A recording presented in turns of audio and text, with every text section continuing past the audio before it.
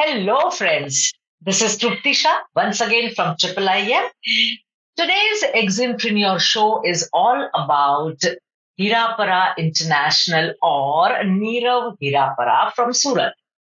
Nirav has been doing an excellent export business for the last 3 years and mainly in animal feed. आज हम animal feed के बारे में जानकारी लेंगे नीरव जी से। वो एक्सपोर्ट कर रहे हैं 3 साल से और अभी उनको क्या लग रहा है और उनका मैसेज क्या है।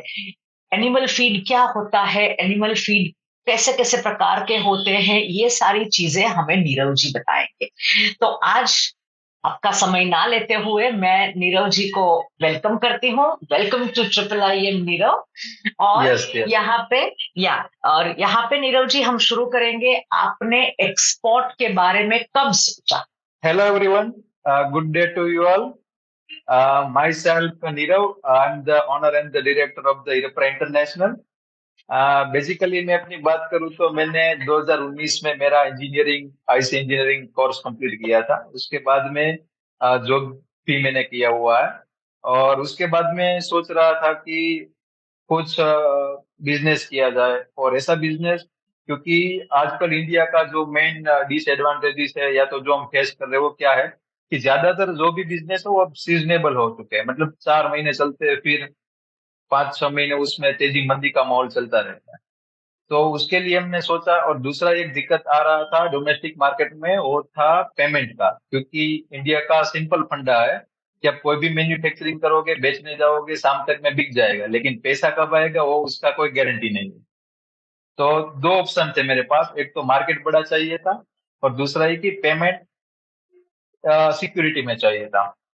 तो फिर मैंने जाना कि इंपोर्ट एक्सपोर्ट होता है, जिसमें इतनी सारी कंट्री में काम करने को मिलता है, लेकिन पता नहीं था कैसे करते हैं. फिर मेरा कांटेक्ट हुआ, मैंने गूगल पे लिखा हुआ था कि training institute of import export manager management. तब जाके ट्रिपल आई एम का नाम आया था उसमें. और फिर मैंने इंक्वायरी किया था. कहीं पे भी और जगह पे मैंने इंक्वायरी नहीं किया. और फिर कोऑर्डिनेट से मिला और सोचा कि ये हम करते हैं. करने के बाद में मैं सोच लिया कि इंपोर्ट एक्सपोर्ट सीखना है. फिर मैंने 3-4 एक्सपोर्टर को पूछा कि बिजनेस कैसा है, करना चाहिए नहीं करना चाहिए. सबने मना कर दिया कि ये नहीं करना चाहिए. तब मेरा जो मोटिव था, वाई था, वो और स्ट्रांग हो गया. नहीं, अब तो यही करना है, क्योंकि ये लोग कर रहे हैं और हमें मना कर रहे हैं. ठीक है. तो बेसिकली इस हिसाब से मैंने ये ज्वाइन किया हुआ है. और उसके बाद में मैंने ट्रिपल एम से कोर्स किया सूरत से. और काफी सारे लेक्चर्स थे. जो इम्पोर्ट सेक्शन था वो मैंने राजकोट से भी अटेंड किए हुए हैं, क्योंकि फिलहाल तब तक मैं सूरत के लिए अवेलेबल नहीं था. तो फ्री टाइम में ये सब पहले हॉबी के लिए सीख रहा था. मैंने खुद से अपने हाथ से इंपोर्ट एक्सपोर्ट की 1-2 बुक लिख दी है, मतलब ए से लेके जेड तक की सब. ठीक है. तो पहले ये सोच रहा था कि खुद से सीख लूं. तो खुद से सीखने में क्या दिक्कत आ रहा था कि हम कभी कभार एबीसीडी जो आती है तो उसमें डी सीख लेते हैं, कभी कभी जेड सीख लेते हैं, फिर वाई सीख लेते हैं. तो वो फंडा समझ में नहीं आ रहा था. फिर सोचा कि ऐसे लेके जेड तक स्टेप बाय स्टेप जाने के लिए हमें कोई प्रॉपर नॉलेज चाहिए. ठीक है. मतलब इसलिए मैंने यही डिसाइड किया कि ये हम बाय हैंड अपने खुद से हम नहीं सीख सकते, क्योंकि जब ए होगा उसके बाद ही बी होगा, सी होगा, डी होगा. ठीक है. फिर फाइनली मैंने ज्वाइन किया था. और 2020 एंड में मैंने ये कोर्स कंप्लीट किया था. और उसके बाद में तो काफी सारा ये 3 साल में अनुभव एक्सपीरियंस हो चुका है. बैड एक्सपीरियंस भी हो चुका है, गुड एक्सपीरियंस भी हो चुका है. बाद में पता चलता है अपना जो ए है वो कितना डीप है, बी है वो कितना डीप है, सी कितना है, लेकिन हमें फ्रंट लाइन है वो मिल सकती है सर.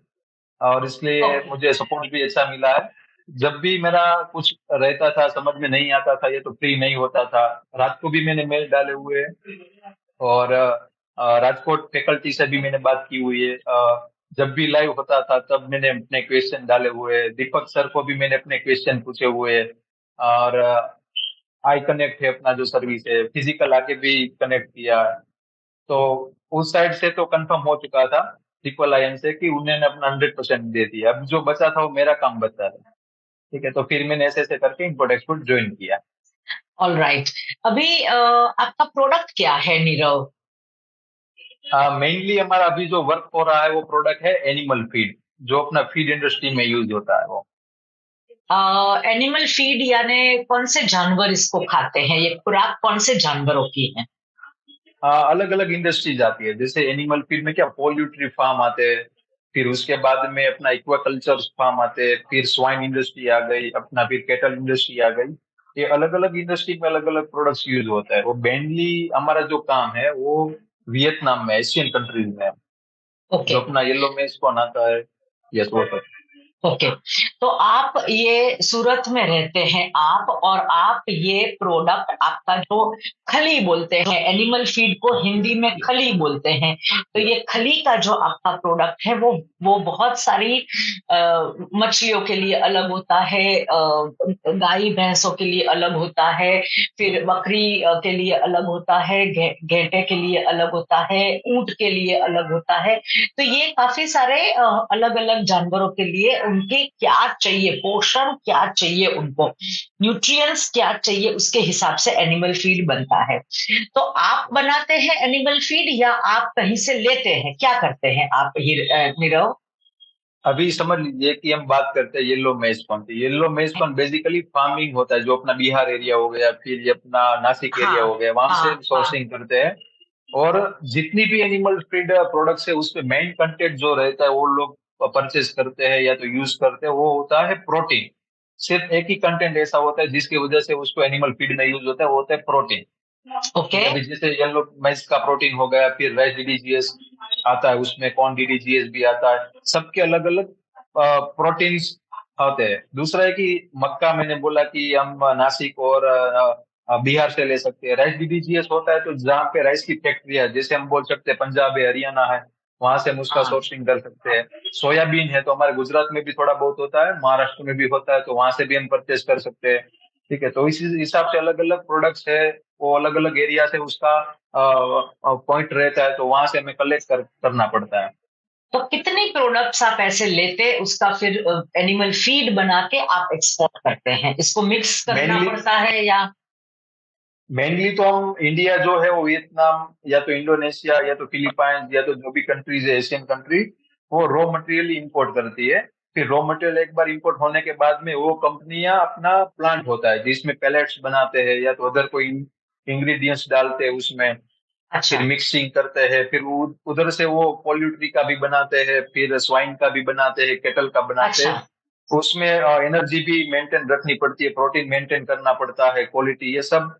फिर वो अपने हिसाब से सब बनाते हैं, लैब टेस्ट होके फिर। तो वो सब आप मकई ही, सिर्फ रॉ मटेरियल ही आप एक्सपोर्ट करते हैं, सही यस बोला मैंने? यस यस, अच्छा। ओके। राइट। Okay okay. तो नीरव जी, पहले आप क्या कर रहे थे? आप एक्सपोर्ट के फील्ड में तो आ चुके, पर पहले आप क्या कर रहे थे इससे पहले? इससे पहले तो मतलब जब एक्सपोर्ट स्टार्ट किया, नॉलेज भी आ गई, तब सबसे बड़ी जो दिक्कत आ रही थी वो थी प्रोडक्ट सिलेक्शन में। क्योंकि क्या एक्सपोर्ट करना है कुछ समझ में नहीं आ रहा था। मैंने काफी सारी प्रोडक्ट्स ट्राई किए, मतलब 15-20 प्रोडक्ट्स मैंने ट्राई कर लिए। ठीक है, फिर एक बार ऐसा सोचा कि नहीं, कुछ गलती हमारे सोचने में या तो कुछ प्लानिंग में हो रही है। क्योंकि एक बात फिक्स है कि हर प्रोडक्ट हर एक कंट्री में एक्सपोर्ट होती ही है, कंफर्म है ये। आपको वेरी क्या गुड। करना है, आपके पास क्या है वो आपको देखना है, आपका मास्टरी किस में है, आपका पावर किस में है, आप कौन सी इंडस्ट्री में अपना फ्यूचर देख रहा है, कहाँ पे आपको स्कोप दिख रहा है, आपको बल्क में जाना है या तो फिर एलसीएल में जाना है, मतलब स्मॉल क्वांटिटी में जाना है। तो आपका बैकग्राउंड भी देखना पड़ता है, आपका नॉलेज भी देखना पड़ता है, उसके बाद में प्रोडक्ट सिलेक्शन होता है। तो ये ज्यादातर मिस्टेक जो होती है वो प्रोडक्ट सिलेक्शन में होती है। और मैंने अपना, आप बोल सकते हैं कि 1 साल जितना मिनिमम टाइम उसमें वेस्ट किया हुआ है। लेकिन आज उसका एक्सपीरियंस है, वेस्ट तो नहीं बोल सकता, लेकिन एक्सपीरियंस है उसका सबका। ओके। और एक तो है प्रोडक्ट सिलेक्शन में बहुत ही ध्यान रखने का है, आपने जैसे यस बताया। दूसरा यस है हमारा दूसरा कौन सा बहुत इम्पोर्टेंट चीज आपके एक्सपोर्ट बिजनेस में आती है? यस यस, सबका यही है, सेम ही है। क्योंकि मेरे पास काफी सारे फोन कॉल भी आते हैं, मेरी ऑफिस पे आके भी लोग विजिट करते हैं। मेरा एक्सपीरियंस सब मैं तो फ्रेंडली शेयर करता हूँ सबके साथ में, क्योंकि मुझे पता है जब मैं गया था मार्केट में तब लोग मुझे मना कर रहे थे। लेकिन मेरा है कि ये है कि जितना एक्सपोर्ट हो सके, जैसे गोल्डन बर्ड मिशन का ऐसे हम अपना ही ऐसा है कि ज्यादा से ज्यादा एक्सपोर्टर को डेवलप किया जाए। तो जो जेन्युइन इन्फॉर्मेशन मेरे पास रहती है वो मैं शेयर करता हूँ। तो सबसे बड़ी प्रॉब्लम फिर बाद में आती है बायर फाइंडिंग है, कि बायर कैसे फाइंड करते हैं। उसके लिए पोर्टल भी होगा, काफी सारे तरीके हैं जो ट्रिपल एम भी सिखाती है, टीचिंग करती है। ठीक है। फिर आज का टाइम में बताऊं, 3 साल बाद ऐसा लग रहा है कि बायर गोतना एक मामूली बात है, क्योंकि एक टाइम पे वो डिफिकल्टीज थी हमारे लिए। लेकिन जितने भी सोर्सेज है सब जगह पे आप काम करोगे, आज नहीं तो कल, कल नहीं तो परसों आपको बायर मिलेंगे मिलेंगे और मिलेंगे। अच्छे बायर चाहिए तो टाइम लगेगा, फ्रॉड चाहिए तो 2 दिन में मिल जाएगा। ये इसका सिंपल एक इक्वेशन है, आप बोल सकते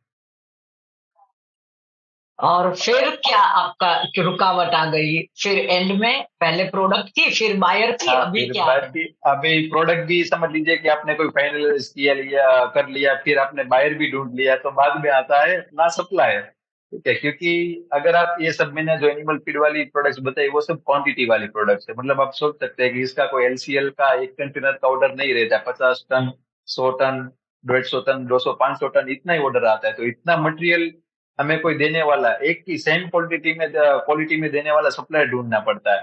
तो सप्लायर क्या करता है, सबसे पहले तो हम जब जाते हैं कि हम एक्सपोर्टर है, तो उसको लगता है कि नहीं, ये भाई की तो बहुत बड़ी प्रोफाइल होगी, तो वो अपना मार्जिन रखते हैं। फिर कस्टम वाले सीएच अपना मार्जिन रखते हैं, सब अपने अपना मार्जिन रखते हैं, तो हमारा धंधा उसमें ही नहीं होता।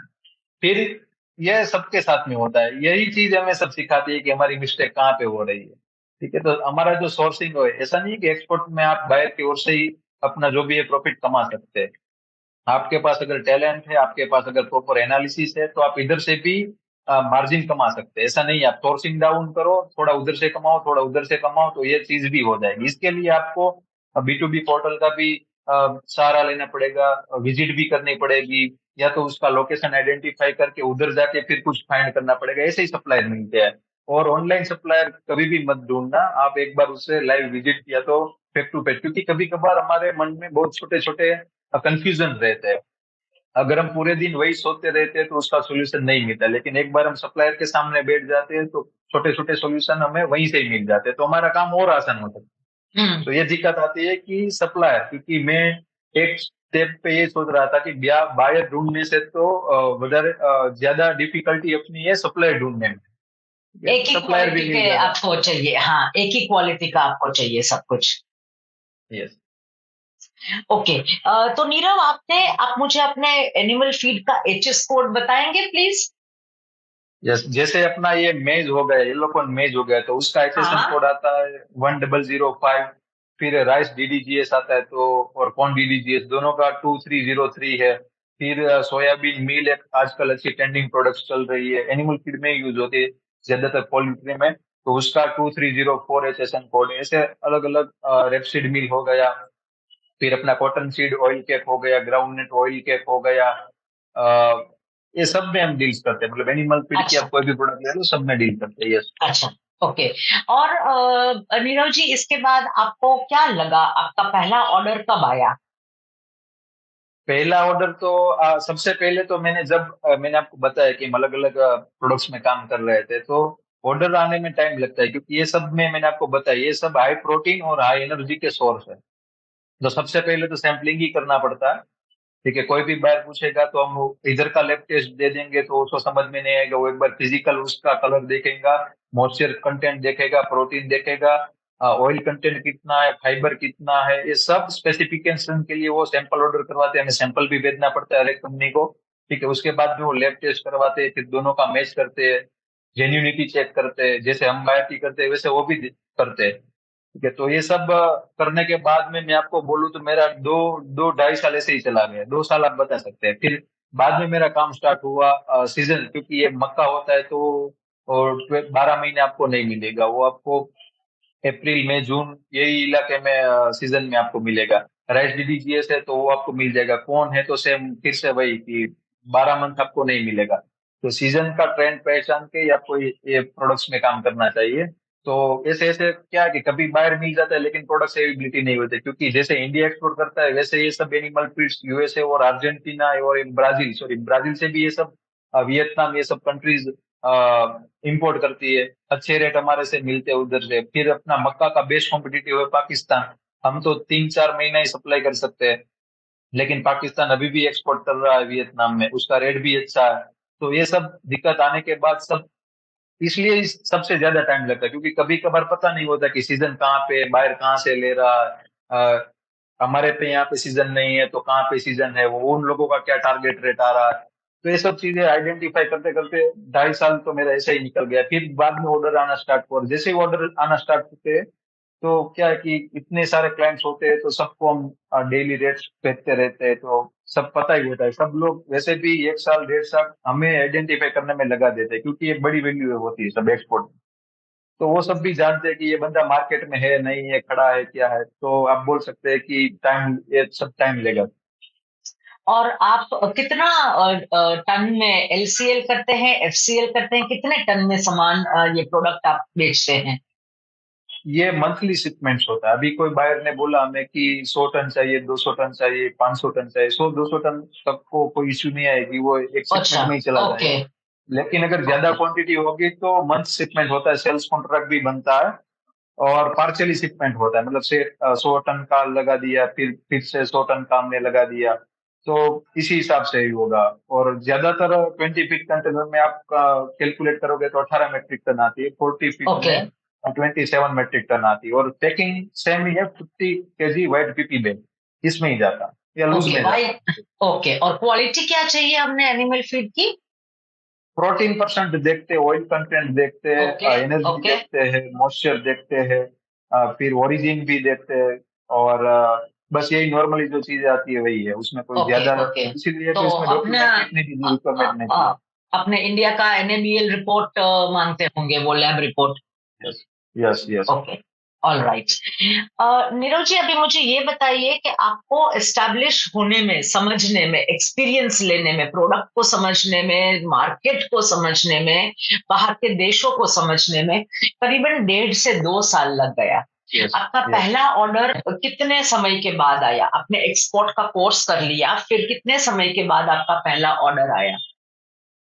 27 मंथ, आप 27 मंथ आप पकड़ के चलिए मिनिमम, उतना टाइम मैंने दिया। तब तक के लिए अपना वेट करना, हौसला रखना, डिमोटिवेट मत होना, ये सब बहुत, ये इसकी कोई वैल्यू नहीं है, मैं आपको बता नहीं सकता। ये सब चीजें ऐसी है कि अच्छा टाइम आता है, बुरा टाइम आता है, आपके पास इनकम का सोर्स होता है, इनकम का सोर्स नहीं होता है, मार्केट बायर होता है तो सप्लाई नहीं होता है, सप्लाई होता है तो बायर नहीं होता है, आइडेंटिफाई करना पड़ता है विदाउट इनकम। तो ये सब स्टेप बाय स्टेप पार करके ही हमें सक्सेस मिलता है, और तो जब मिलता है आपने तब आपने यहाँ तक इतनी सारी धीरज, पेशेंस कैसे रखी? सिंपल था। वाई, क्योंकि आपका वाई स्ट्रांग होना। आपने ज्वाइन क्यों किया था? आपको पता ही था कि ये इतना इजी बहुत काम नहीं अच्छा। है। बहुत अच्छा, आपका वाई, वाई यस। स्ट्रांग होना चाहिए। मैंने क्यों ज्वाइन किया, बहुत अच्छी बात आपने कही। अगर वाई अगर स्ट्रांग होना चाहिए।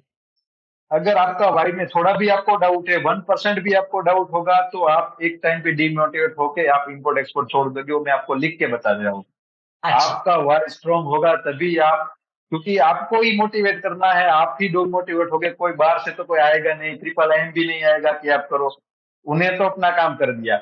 यही होता है, सब सीख लेते हैं फिर सक्सेस नहीं जाते। उसका रीजन ही यही है कि सबको इंस्टेंट बिजनेस चाहिए, इंस्टेंट इनकम चाहिए। तो ये इस टाइप का बिजनेस नहीं है, इसमें आपको टाइम इन्वेस्ट करना ही पड़ेगा, तब जाके आपका 20-25 साल सिक्योर होगा आपका, तभी आपका ये फ्यूचर बनेगा। क्योंकि जो इजीली मिल जाता है इजीली चला भी जाता है।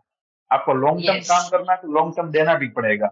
Okay. Very good, I appreciate. दोनों हैंड्स अप, थम्स अप आपके लिए। यस, और मुझे थैंक यू। बताइए कि आपका फैमिली कोई बिजनेस कर रहे हैं, आपके फैमिली में? नहीं, मेरे फैमिली में कोई ऐसा बिजनेस नहीं है। मेरे जो फादर है वो टेलरिंग का काम करते हैं, अपना जेंट्स टेलर ओहो। चला रहा है।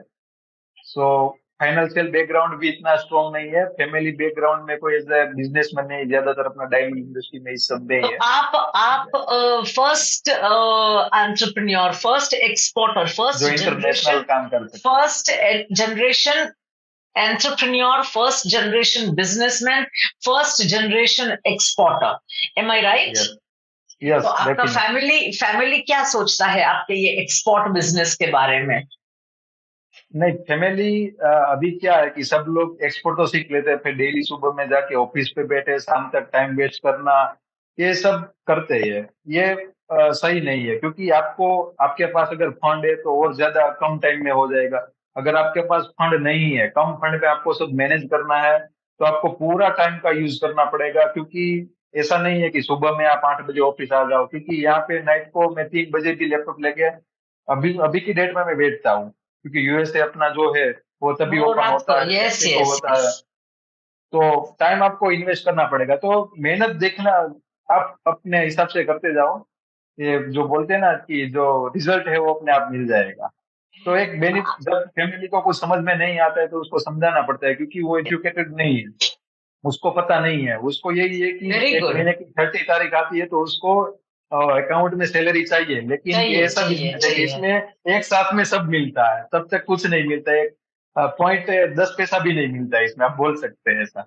ओके। और आपकी फैमिली क्या सोचती है आपके ये कामयाबी के बारे में? नहीं, फैमिली तो कॉन्फिडेंस है ही कि ये जो करेगा वो सही करेगा, और मैंने वो करके दिखाया, तो वो कोई बड़ी बात नहीं। अभी ये तो स्टार्टिंग है, अभी आगे तो बहुत गोल अचीव करना है, बहुत बड़ा काम करना है, तो अच्छा अच्छा। किसी को कुछ बोलने की जरूरत ही नहीं रहेगी। अच्छा ओके।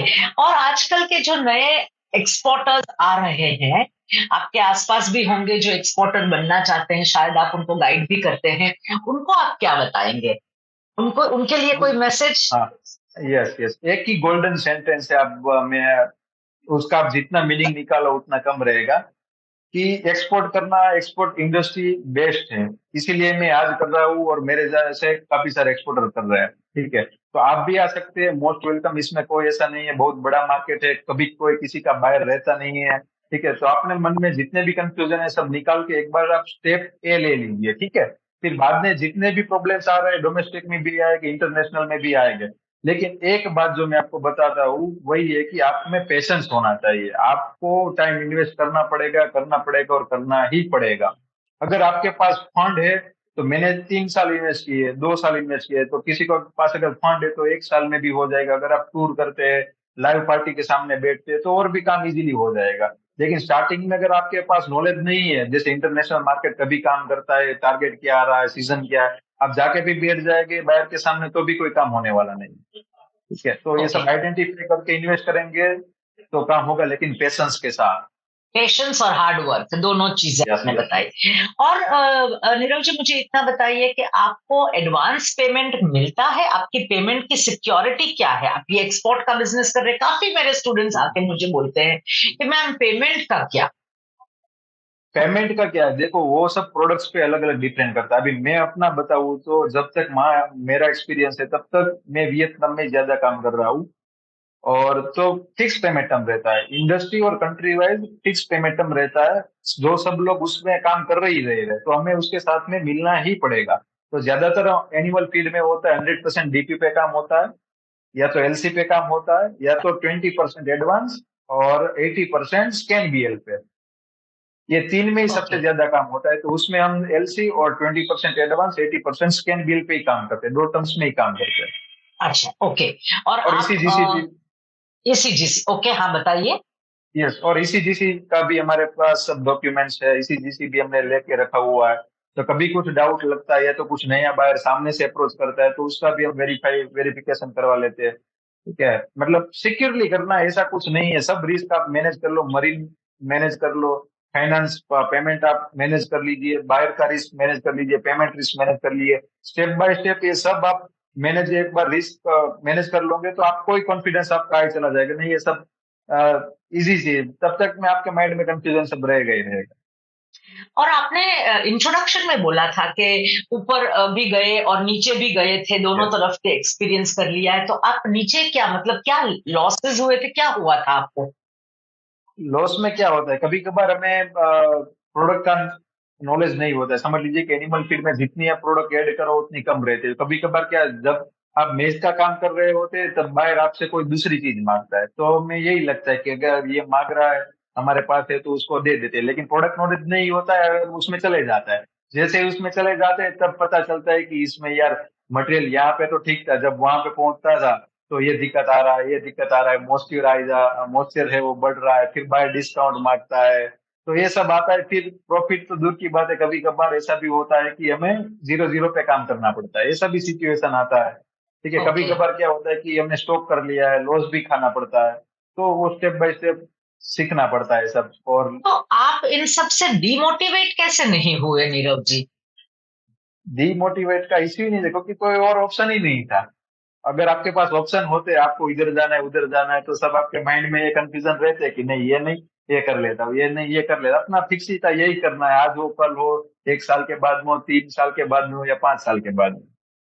ओके। ठीक है, तो ये और एक मुझे ये मेन अच्छा बात लगा आपका background USA and Thailand and आपने सब लगाया है पीछे, बहुत अच्छा है आपकी ऑफिस। है। यस, तो नहीं बाहर नीरव सब जी। डिमांड करते हैं, वो अपना पासपोर्ट भी डिमांड करता है, वो बोलते हैं कि अपना पासपोर्ट भी भेजो, वो अपने सोशल मीडिया में भी रिक्वेस्ट डालता है। वो जैसे हम बाहर को वेरीफाई करते हैं, वो वैसे ही अपने सप्लायर को वेरीफाई करते हैं। तो ये सब जरूरी है, ऐसे ही है टेबल लेके बैठ जाओगे तो ये सब बिजनेस नहीं होना है आपको।